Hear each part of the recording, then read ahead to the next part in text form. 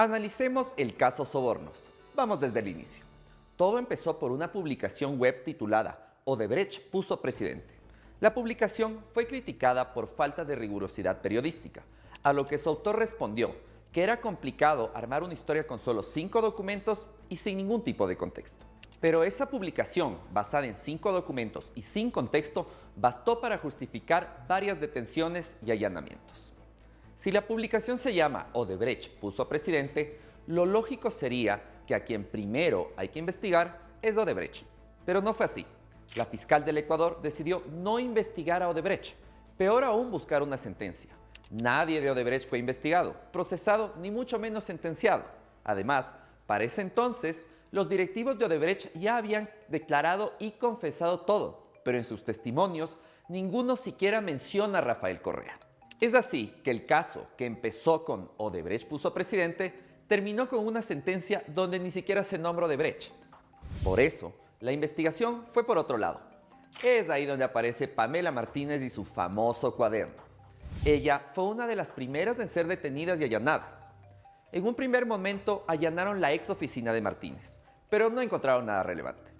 20 días después, cuando se escuchaban rumores de que Martínez podría enfrentar una pena de 14 años de cárcel y que por eso se convertiría en cooperador eficaz, deciden allanar su departamento.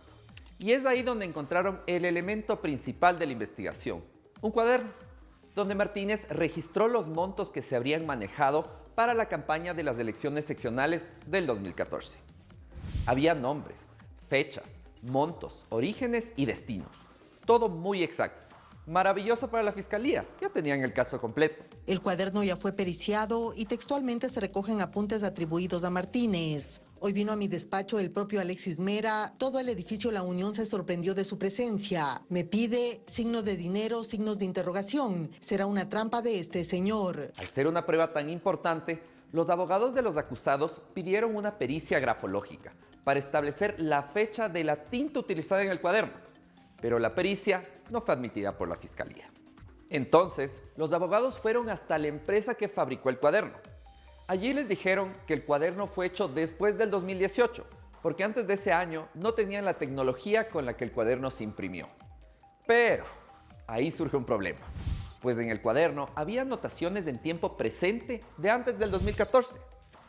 Pero el cuaderno no existía en ese entonces. Y hay otra cosa rara. El cuaderno estaba casi por completo en perfecto estado, con la única excepción de que estaba roto justo en la parte del código de barras y la información de fabricación. Con este cuaderno, Fiscalía justificó las detenciones de Alexis Mera y María de los Ángeles Duarte y el allanamiento a la casa de Vinicio Alvarado. Ahora, veamos cómo fue el allanamiento en donde se encontró este cuaderno. No fue un allanamiento violento con un operativo gigante donde entraron rompiendo puertas. No, fue un allanamiento muy pacífico, demasiado pacífico. En el parte oficial que describe cómo fue el allanamiento, Fiscalía indica que cuando llegaron se encontraban en el inmueble el señor Jimmy Salazar, quien para la realización de las diligencias otorgó las facilidades para ingresar al inmueble. El ciudadano procedió a abrir las puertas del inmueble con una llave y se mantuvo en el lugar. Analicemos un poco esa descripción.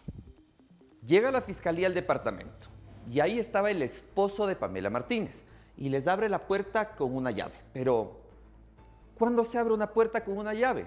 Pues cuando estamos afuera. Porque si estamos adentro, no abrimos con una llave, simplemente abrimos.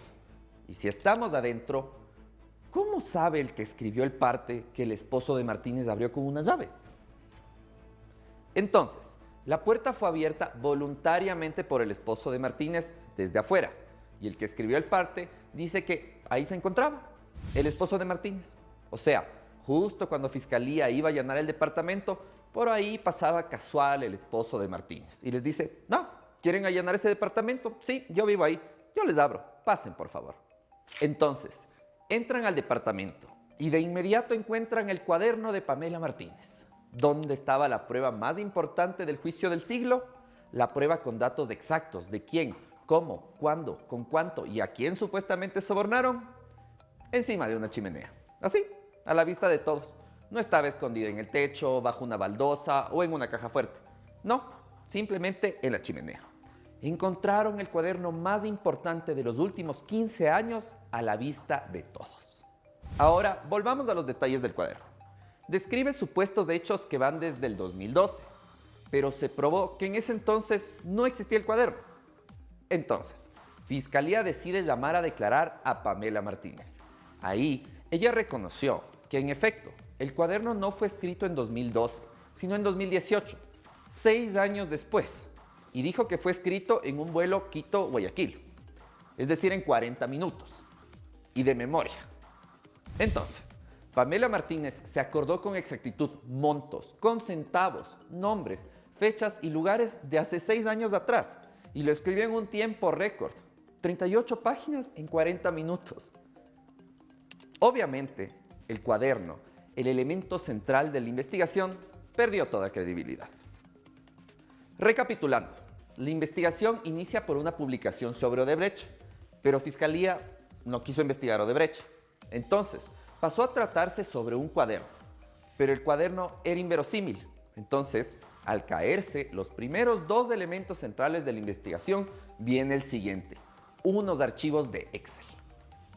Fiscalía allanó el edificio de la Presidencia de la República. Ahí encontró varios computadores. Uno de ellos era el que usaba Laura Terán, asistente de Pamela Martínez. Pero aquí, los técnicos abrieron el computador y encontraron unos archivos de Excel, en donde, por supuesto, estaban datos exactos, igual que en el cuaderno, de aportes, fechas, montos y nombres. De nuevo, es similar al allanamiento del cuaderno. Unos archivos de Excel con información que supuestamente revelaba una trama de corrupción fueron fácilmente encontrados en computadoras que hasta ese momento, varios años después, seguían utilizando los funcionarios de la presidencia. Esas tablas de Excel no estaban escondidas, protegidas ni encriptadas. Estaban ahí, fácilmente accesibles para cualquier técnico. Y con esa prueba se quedaron. Se cayó el cuaderno y por tanto no se podía usar la información que contenía. Pero esa misma información apareció en los archivos de Excel. Y eso sí lo utilizaron. Luego, el mecanismo fue el mismo. Surgen rumores de que la pena en contra de Laura Terán sería de varios años de cárcel. Luego, el rumor de que se acogerá a la cooperación eficaz. Efectivamente se acoge a la cooperación eficaz y dice que todo es cierto. Pero luego surge un nuevo problema. Al ser una prueba tan importante para el caso, los abogados de los acusados realizaron un peritaje internacional a esos archivos de Excel. ¿Qué concluyó este peritaje? Que los archivos fueron implantados y además modificados. Y adivinen qué, este peritaje tampoco fue aceptado como prueba por la Fiscalía. Y la historia sigue. Hay muchísimas más irregularidades en el caso que resultan totalmente absurdas, que serían hasta graciosas. Pero si pensamos que esto destruyó la vida de muchas familias, deja de ser chistoso. Es más, si pensamos que por todas estas irregularidades seremos todos los ecuatorianos los que terminemos pagando las indemnizaciones, pues esto ya no es nada gracioso. Les seguiré contando en una siguiente entrega.